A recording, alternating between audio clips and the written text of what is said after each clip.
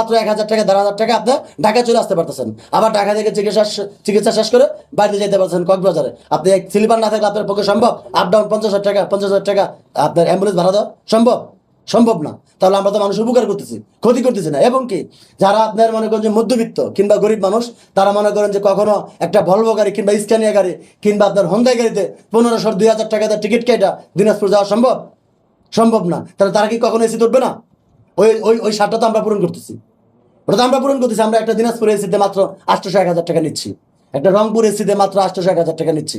ওটা তো হোন্ডাইতে কিংবা স্ক্যানিয়াতে সম্ভব না। ওখানে ভাড়া বেশি হওয়ার কারণ ওনাদের গাড়ির দামও বেশি। একটা হোন্ডাই গাড়ি স্ক্যানিয়া গাড়ির দামও বেশি। আমরা একটা গাড়ি 1 কোটি 1.5 কোটি 2 কোটি টাকা খরচ করে বানাইছি, এই জন্য আমরা ভাড়াটা কম নিচ্ছি। তাহলে এই গাড়িগুলো বন্ধ করে দিলে তাহলে তো গরিব মানুষ এসি গাড়ি ধরতেই পারবে না। একটা নন এসির ভাড়া রংপুরে আপনার 850 টাকা, আমরা এসি নিচ্ছি 800 টাকা। মূলত প্রবলেমটা হচ্ছে এখানে। কেবিন নিয়ে যেটা বলতেছেন যে আমাদের বেড যেটা বলে, কেবিন নিয়ে যেটা বলে যে অনৈতিক কাজ হয়, আপনি কটা ধরতে পারছেন এই যাবৎ পর্যন্ত? চিলে কান নিয়ে গেছে, চিলে বেশি ধরাবেন না কান হাতায় দেখবেন। এ যাবৎ পর্যন্ত কয়জন ধরছেন?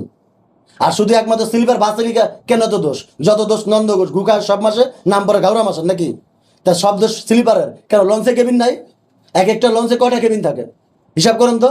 ওটা তো সিট কেন লাগা থাকে, তালা মারা থাকে, এসিওয়ালা থাকে, ওটা সমস্যা হয় না? একটা ট্রেনে কেবিন নাই, ওটা সমস্যা হয় না? খালি কি আমরা ছোট বিদায় আমাদের দোষ? দোষটা কি আমরা ছোট বিদায় আমাদের দোষ, আর কারো দোষ নয়?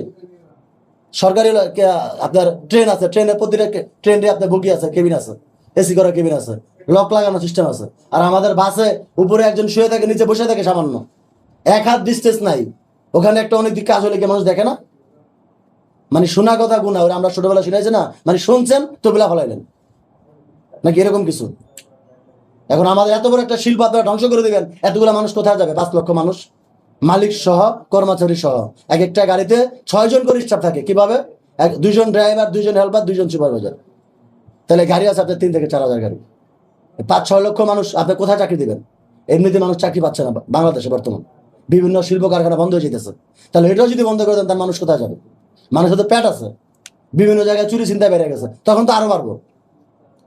বিভিন্ন জায়গায় বর্তমানে চুরি চিন্তায় বেড়ে গেছে দেশে, কারণ মানুষ কর্ম পাইতেছে না। মানুষ শুধু পেট চালাই দিব, সংসার চালাই দিব, বউ পোলাপান চালাই দিব, চিকিৎসা করাই দিব, কাপড় পিনতে দিব, উলঙ্গ তো থাকতে পারবে না। এখন আপনাদের দাবিটা কি? আমাদের দাবি একটাই, আমরা আগেও বৈধ ছিলাম, আমরা কখনো ওই বৈধ ছিলাম না, কারণ আমাদেরকে বিআরটি কাগজ দিচ্ছে।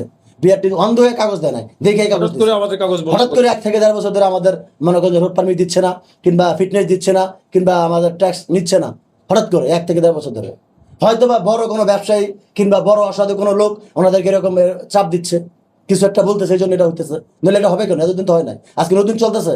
আর আপনি গাড়ি কেন বন্ধ করবেন? রাস্তার সমস্যা হলে আপনার রাস্তা বড় করেন। দুর্ঘটনা হচ্ছে চট্টগ্রাম, এটা সিঙ্গেল রোড বাংলাদেশে এখনো কেন থাকবে? অন্য দেশের সাথে সিঙ্গেল রোড নাই, সিঙ্গেল রোড কেন থাকবে? আপনার গাড়িটা বন্ধ না করে রাস্তা বড় করেন, আমরা ট্যাক্স দিচ্ছি, আমাদের টাকা দিয়ে রাস্তা বড় করেন, সমস্যা নাই তো। আমাদের ট্যাক্স যদি 1 লক্ষ হয়, আপনি 2 লক্ষ নেন, আমরা দিচ্ছি, আমরা রাজি আছি। আমাদের টাকা দিয়ে আপনার রাস্তা বড় করেন।